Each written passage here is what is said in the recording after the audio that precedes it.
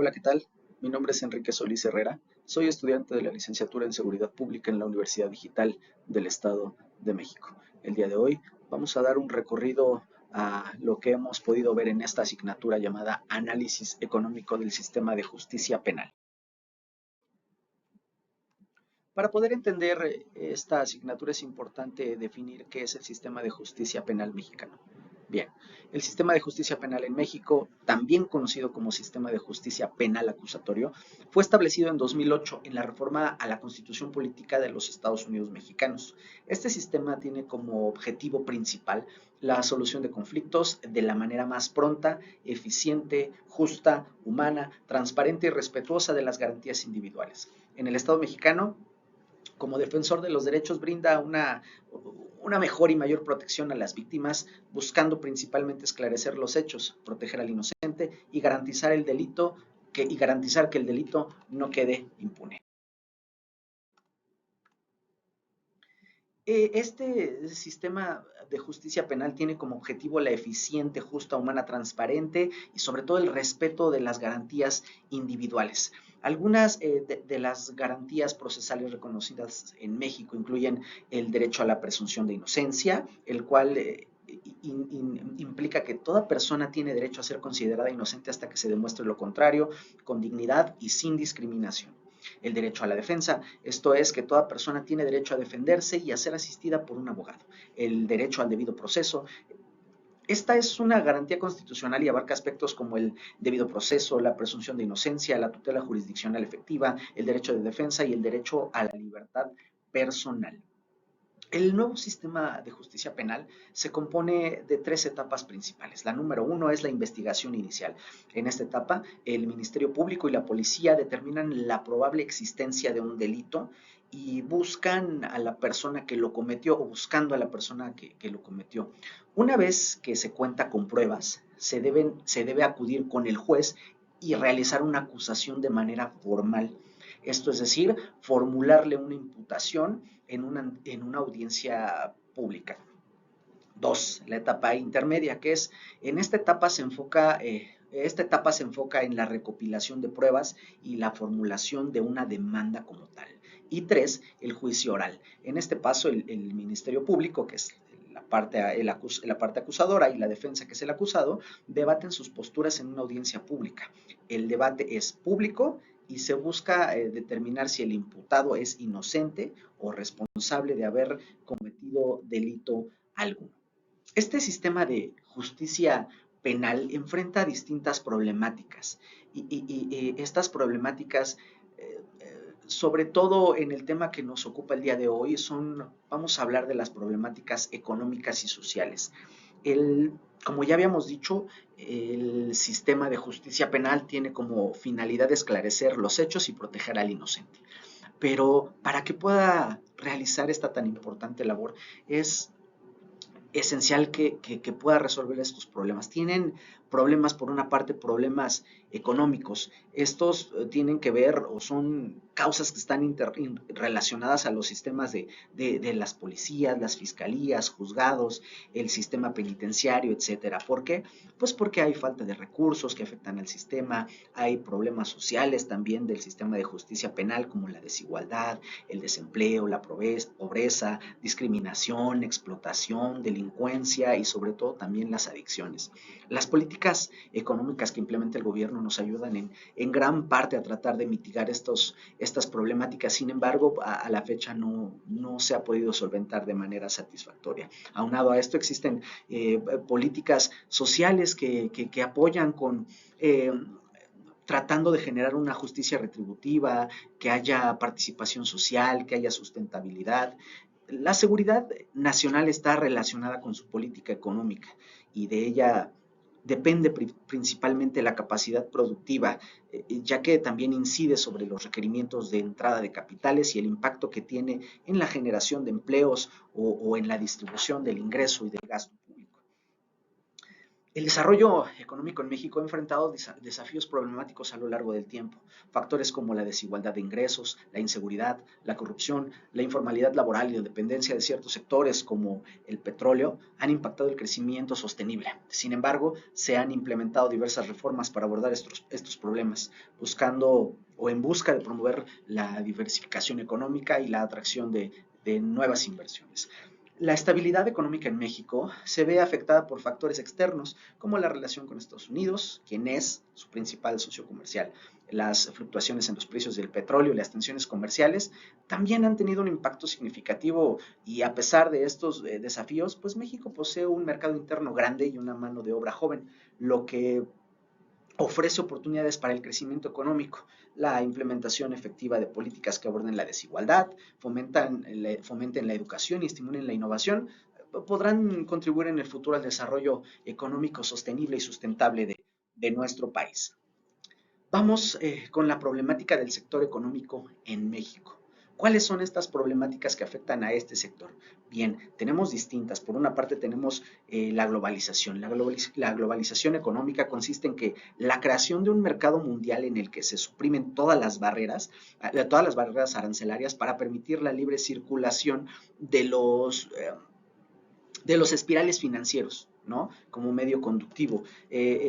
También tenemos que nos afectan en nuestras actividades económicas. En México tenemos tres, o se divide en tres principales actividades económicas, que es actividades primarias, secundarias y terciarias. ¿Cuáles son estas? Pues las actividades primarias son la agricultura, la ganadería, la pesca. Las secundarias es la minería y la industria. Y las terciarias es el comercio, el turismo, las comunicaciones y transportes. Hablando del primer sector, pues tenemos que hay falta de recursos crediticios, no se cuentan con instrumentos necesarios para la siembra, el envejecimiento de la población también afecta a que no sean igual de productivos. En el caso del sector secundario, pues no hay una industrialización adecuada, no se cuenta con procesos adecuados e impactan sobre todo también el medio ambiente. Y en el sector terciario, pues la estructura comercial del país es deficiente, hay abuso del turismo nacional y extranjero, la educación pública presenta falta de maestros preparados, falta de capacidad y capacitación para los maestros, falta de recursos en las instalaciones públicas de salud.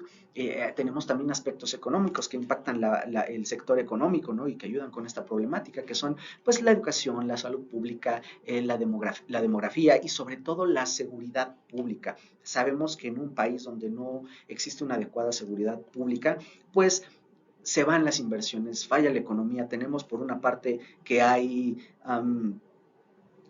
las inversiones se van a otro lado, hay falta de empleos, hay delincuencia y la gente tiene que irse a otros países a trabajar y a generar ingresos, lo que afecta incrementa el problema económico que tenemos en nuestro país. Y hablando de la seguridad pública, ¿cuáles son las consecuencias que la seguridad pública, las consecuencias económicas de la inseguridad pública en nuestro país? Pues bien, la seguridad pública afecta muchos ámbitos económicos y genera obstáculos para el desarrollo económico. Algunos de los ámbitos más afectados o de los que más impacta son la producción de bienes y servicios. La delincuencia y la violencia pueden inhibir la producción de bienes y servicios, lo que constituye un impedimento para que la economía crezca.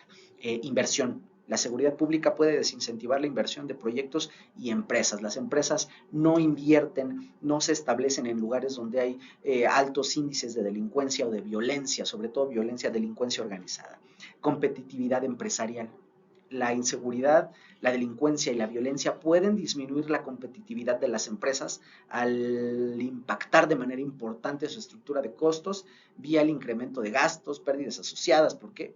Porque las inversiones pueden sentir que su capital está en riesgo, lo que provoca una menor expansión, por lo tanto la base productiva se aleja y genera desempleo importante.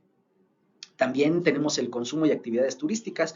La inseguridad genera cambios en el comportamiento de la ciudadanía y de sus visitantes, como pues evitan salir de noche, ya no asisten a ciertos lugares, se reducen el uso de autopistas y de comercio y de servicios, ¿no? Especialmente los relacionados con el esparcimiento y el turismo. Y bueno, pues el crecimiento económico. La criminalidad afecta de manera importante a la economía, ya que reduce las pocas posibilidades u oportunidades de inversión, aleja a los inversores, produce miedo, ocasiona pérdidas, desperdicia recursos, eleva costos, cambia hábitos y conductas del consumidor. Ahora bien, continuando con los juicios orales en México. Estos juicios orales son parte de nuestro sistema de justicia penal acusatorio. Este se implementó progresivamente a partir del 2008. Este sistema vino a reemplazar al sistema inquisitivo penal y se caracteriza por los principios de oralidad, publicidad, contradicción, concentración e inmediación. Durante la etapa del juicio oral se lleva a cabo una audiencia continua, concentrada, oral y pública, en la que se resuelven cuestiones esenciales del proceso. Se acredita o no el delito, y la responsabilidad de este sistema pues ha sido implementada de manera importante por algunos estados que fueron eh, los principales iniciadores o probaron estos nuevos juicios orales, como lo fue Chihuahua, Nuevo León, Estado de México, Oaxaca, ¿no? Las ventajas de los juicios orales es que ofrecen agilidad, transparencia, igualdad de oportunidades, la justicia es más pronta y se reducen gastos, sobre todo los gastos del Estado, pero también tiene deficiencias. Este sistema de juicios orales tiene deficiencias. Estas deficiencias pues que tienen que ver con las malas integraciones de las averiguaciones previas, malas investigaciones delictivas, deficiencias en la transparencia de justicia, se transgreden habitualmente los derechos humanos. Digo, a pesar de esas deficiencias, los juicios orales ofrecen ventajas como que son ágiles, transparentes, brindan más oportunidades, y la justicia es más pronta, se reducen gastos, como lo dijimos anteriormente. ¿Qué factores afectan o implican esta deficiencia en los juicios orales? Pues bueno, los principales es que hay soborno, extorsión, fraude, nepotismo, malversación de fondos, hay mucha impunidad, hay desigualdad social, desconfianza de la sociedad en las autoridades, ¿no? La corrupción puede ser propiciada por la falta de transparencia en el proceso y la influencia indebida de intereses políticos o económicos, como es bien sabido en nuestro país. ¿Cuáles son las propuestas o cuáles son lo que se persigue para poder mejorar o eliminar estas deficiencias? Pues bueno, hay que fortalecer instituciones, reducir la discrecionalidad en el gasto público, reforzar mecanismos de transparencia, hay que tener mayor transparencia en los procesos, capacitar a los operadores jurídicos, realizar evaluaciones y seguimiento y sobre todo tener una infraestructura adecuada que permita que los servidores públicos encargados de realizar esta tan importante labor pues lo hagan de manera adecuada. Bien, la distribución, vamos con algo más importante y que es la parte medular de esta asignatura, que es la distribución de los recursos financieros en el sistema de justicia penal mexicano. En primer lugar, es importante destacar que el sistema de justicia mexicano enfrenta grandes desafíos en cuanto a la distribución de recursos financieros. Según datos del Consejo de la Judicatura Federal en el 2021, más o menos, el presupuesto asignado al Poder Judicial de la Federación fue de 73 millones de pesos, lo que presenta apenas el 0.4% del Producto Interno Bruto del país. Esta asignación presupuestal pues resulta insuficiente para atender las necesidades de nuestro sistema de justicia penal actual, lo que se va a traducir en una falta de recursos para la construcción y mantenimiento de la infraestructura, capacitación de jueces y personal judicial, la modernización de tecnologías, así como la implementación de programas y prevención del delito. El designar o el distribuir los recursos financieros adecuados para el sistema de justicia penal resulta de vital importancia para que se pueda llevar a cabo de manera adecuada. ¿Cómo lo hace? ¿Cómo distribuye nuestras instituciones, el gobierno, esto pues lo hace a través de distintos aspectos, ¿no? Algunos mecanismos, tienen mecanismos y procesos los cuales incluyen la descentralización, la cuota de recuperación. Esta cuota de recuperación es un aspecto importante, ¿no? Porque permite a las entidades federativas tener un poco más de autonomía en el manejo de los recursos financieros, recaudando fondos que pueden ser asignados libremente sobre sus propios criterios y prioridades. Es por eso que cuando tú vas a algún ministerio público, tienes o pagas alguna multa, te dicen que es una cuota de recuperación de tanto y es algo que aporta a la ciudadanía, que se obtiene de la ciudadanía y que no es parte del presupuesto asignado por la federación. Fondos de fideicomiso también.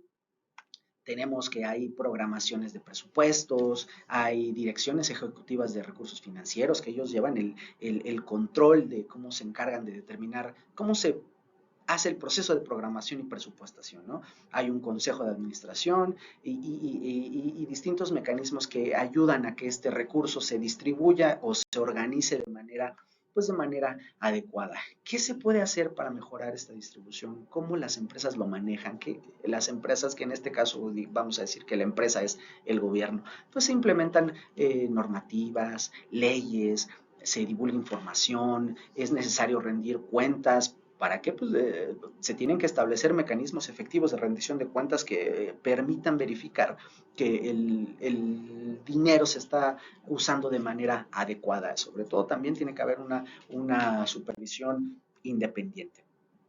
Ahora bien, la impartición de justicia en México está a cargo del Poder Judicial de la Federación y se rige por la Constitución Política de los Estados Unidos Mexicanos, la Ley Orgánica del Poder Judicial de la Federación, el Código Civil Federal, el Código Penal Federal, el Código Nacional de Procedimientos Civiles y Familiares y la Ley de Amparo.